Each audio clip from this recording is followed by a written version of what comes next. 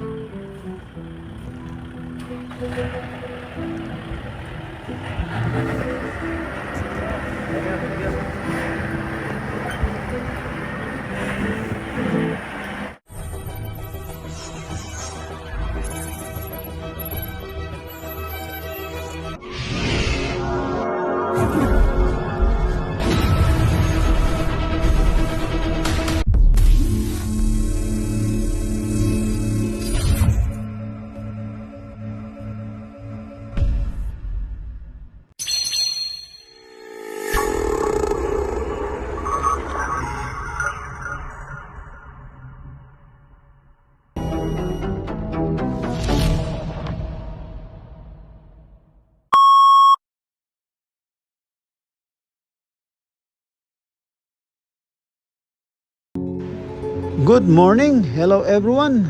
Welcome to my vlog. Mga ka-BSK, mapagpalang araw po sa ating lahat. Ayan, dito po tayo sa Joyd's Farm at magpapaharvest po tayo ng palay. Ayan, harvester, andyan na po. Mga operator, mga tauhan, andyan na rin po. At ayan, spellmation po. Ika nga shoutout natin yung ating gumabay sa atin. Tumulong para matupad yung dapat gagawin sa palay na pinatanim ng matanda na hindi sinipot, nag-overvalley pa. Ayan, shoutout kay Manong Perdi. Ayan, si Manong Perdi po, kapatid kuya ni Marcel, ang ating kaibigan.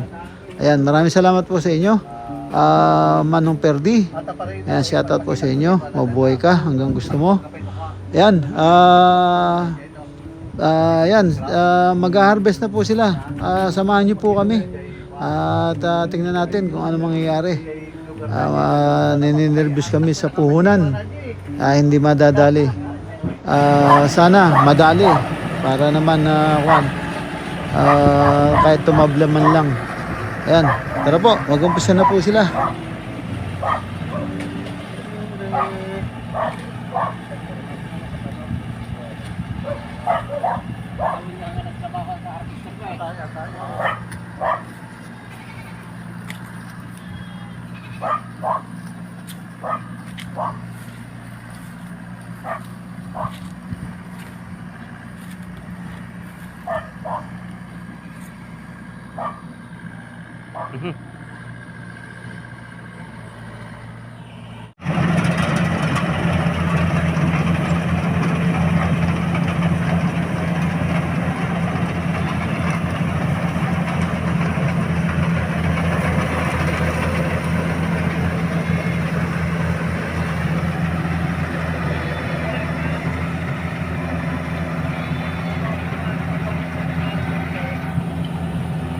Mga taga po kaya dyan?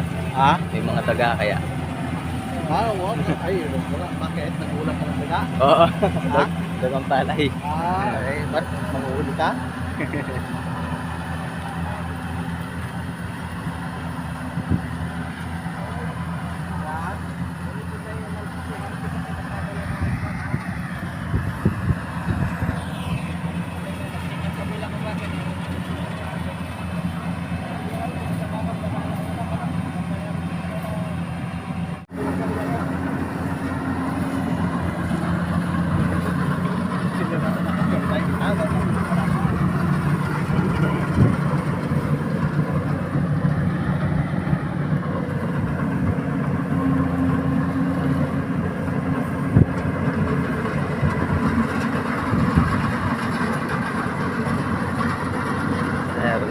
palay natin.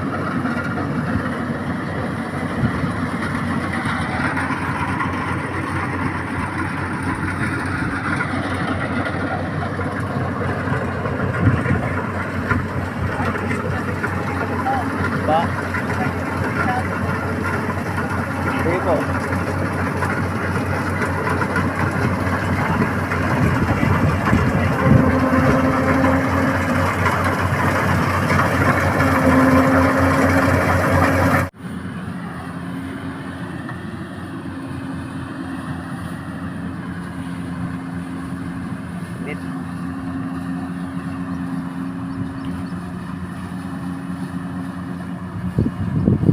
Huwag ka na pala magpapasok ng dito, magpapakot.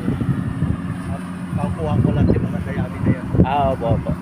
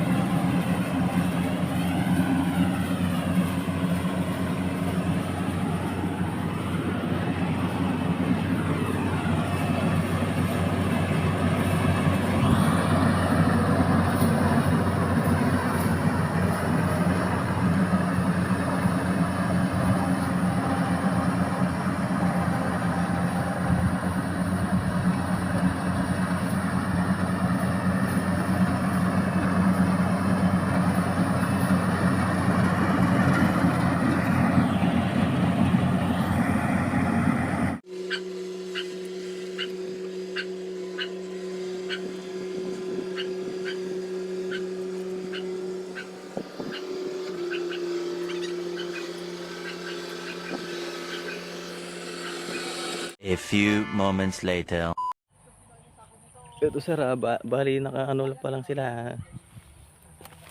17. Nagpahinga muna sila, merienda time.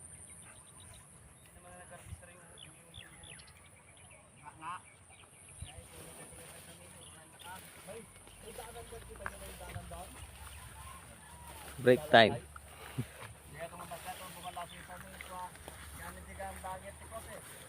Basta di bakod kayo na yun, pinapakutan lang. Nalapagam di bangir, si data kanal.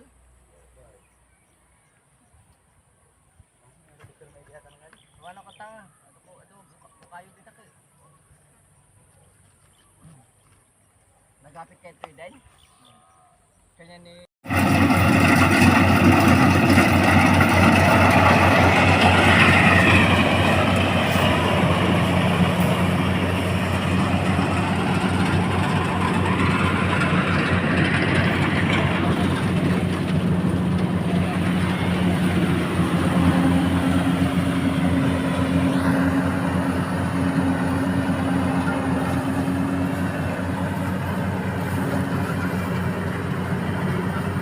Mahina. Konti na lang, ito na lang. Yung doon na lang, wala na. Naka 20 pa lang.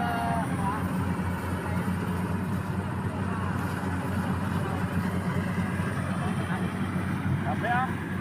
Mahina, mahina yung palay. Kalapadan? Ay, kalapadan ang kinit.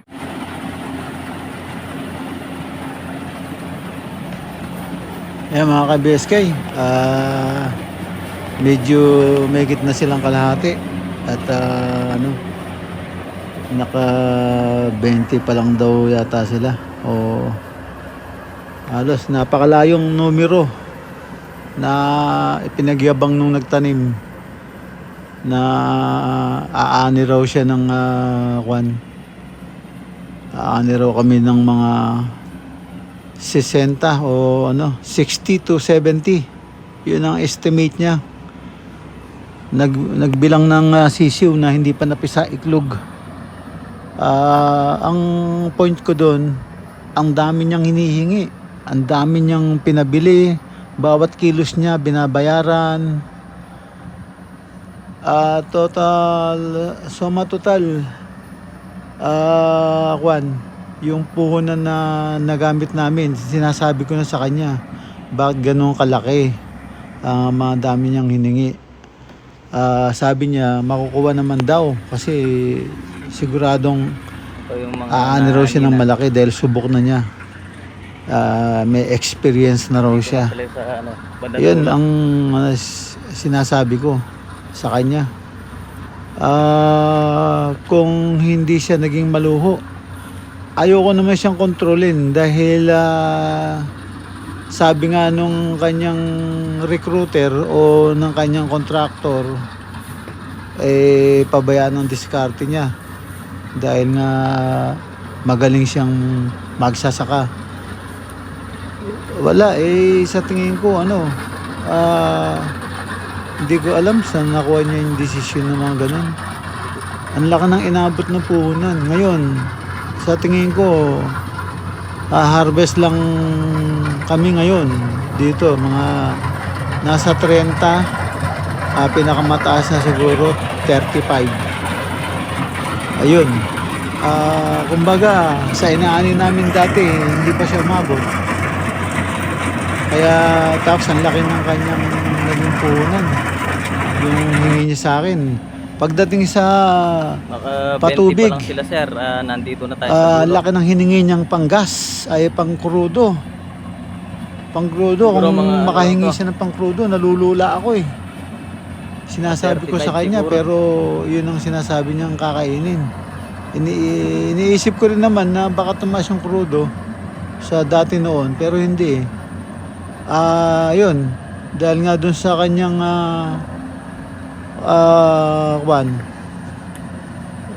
kontraktora ay hindi ko baka alam na kasi nagsusot na kasi ng piluka eh.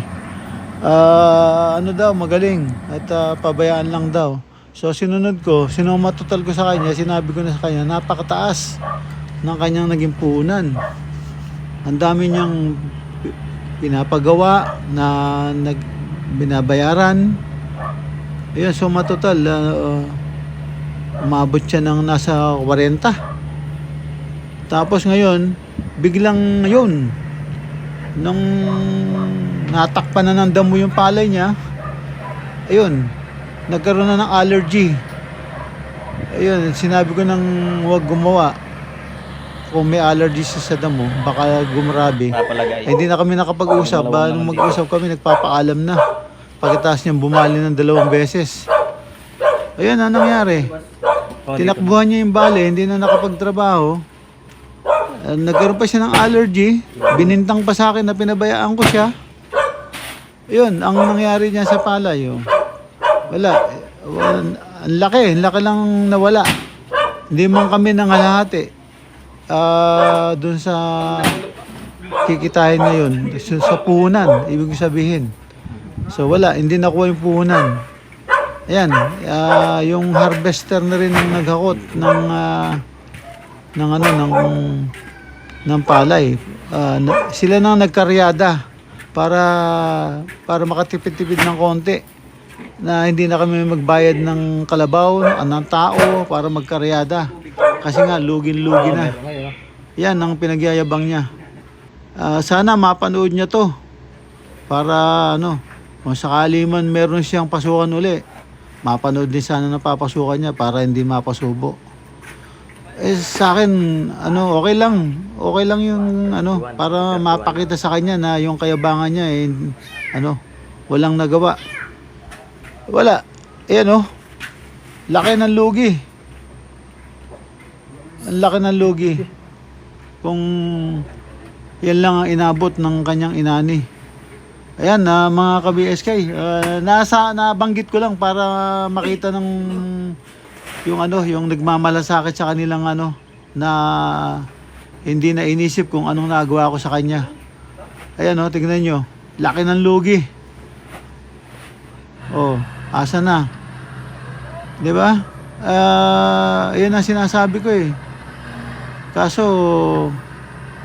nako, hirap magsalita kasi dahil ayan, dapat makita rin niya yung mga naniniwala sa kanila. Ayan. Hindi ko alam kung hirap magsalita. Talagang yun lang, sana hindi na maulit. Hindi na maulit kung anong panggagatyo ang mga ginagawa nito. Pati na yung isa, alang ya, pinilit binenta yung electric drill.